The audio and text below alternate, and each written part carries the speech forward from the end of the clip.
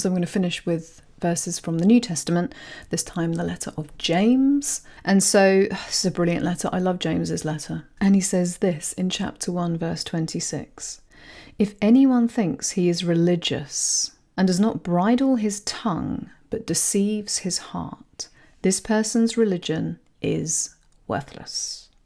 Religion that is pure and undefiled before God the Father is this: to visit orphans and widows in their affliction, and to keep oneself unstained from the world. Again, a focus on how we're acting in the world. Are we looking after the people who need looking after? Are we keeping ourselves unstained from the world? What does that mean? That we're not following the world. We're not following our own desires for money and fame and likes on Facebook and silliness. We're trying to do good genuinely without having to put it on social media. We're genuinely trying to do good in the world. That is true religion, as James puts it. And of course, Jesus is the model of that.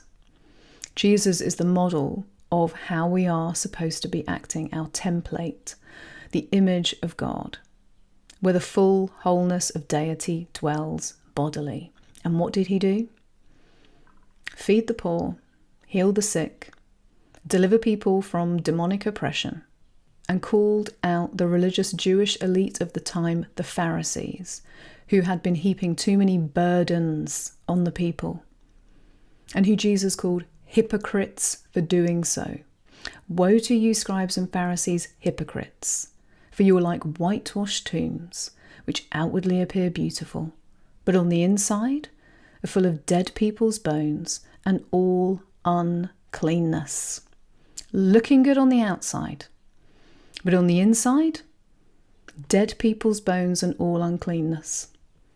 You can't fool God with fake worship, with outward works that don't come from the heart, especially if you're not backing it up with doing good in the actual world, in your actual family, in your actual community. Because we are all God's people, right? And he wants us to get along and to help each other out and to be an example to other people. And when people see us, hopefully they will see glimmers of Christ, because we are trying, at least, to act as he acted in the world. And so I hope that brings just maybe another angle to things. Sometimes today when people talk about religion, people get really bristly and say they're spiritual and not religious. But what we're really talking about is doing good, helping others. And by helping others, we will be brought closer to God. So thank you for listening. I will speak to you again soon.